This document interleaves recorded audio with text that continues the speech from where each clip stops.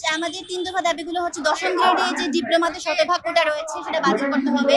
নবম গ্রেডে 33% কোটা রয়েছে, সেখানে শুধুমাত্র পরীক্ষা দিয়ে দশম গ্রেড নবম গ্রেড উভয় পদে যারা যোগ্য তারা পরীক্ষা দিয়ে তাদেরকে জবে সুযোগ করে দিতে হবে।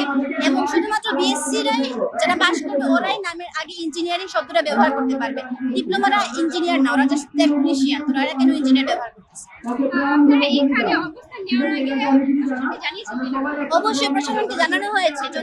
জনদুর্ভোগ না করার জন্য এতদিন বুয়েট থেকে রাতে আন্দোলন করা হতো 12টার পর, যাতে জনদুর্ভোগ না হয়। আজকে আমরা বাধ্য হয়েছি, কারণ উপদেষ্টা থেকে বা প্রশাসন থেকে কোনো কিছু আমাদের ঠিক করে বলা হচ্ছে না। বলা হচ্ছে আজকে 11টার সময় একটা কমিশন গঠন বা বৈঠক করার কথা ছিল, সেটা হয়নি। তো যার কারণে আমরা বাধ্য হয়েছি এখানে ব্লকেট।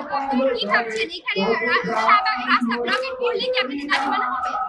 দাবি মানা হবে, এটলিস্ট মানুষ দেখতে পাবে, কারণ রাতে করলে তো জনদুর্ভোগ হচ্ছে না, আর বাংলাদেশের জনদুর্ভোগ না হলে কোনো দাবি আদায় করা যায় না।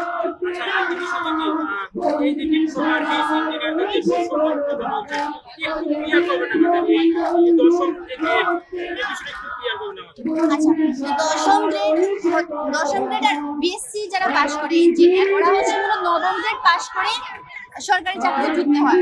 দশম গ্রেডে শতভাগ ডিপ্লোমা কোটা দেওয়া হয়েছে, অর্থাৎ দশম গ্রেডে কোনো বিএসসি ইঞ্জিনিয়ার অ্যাপ্লাই করতে পারবে না, ওখানে শতভাগ ডিপ্লোমারাই চাকরি করতে পারবে।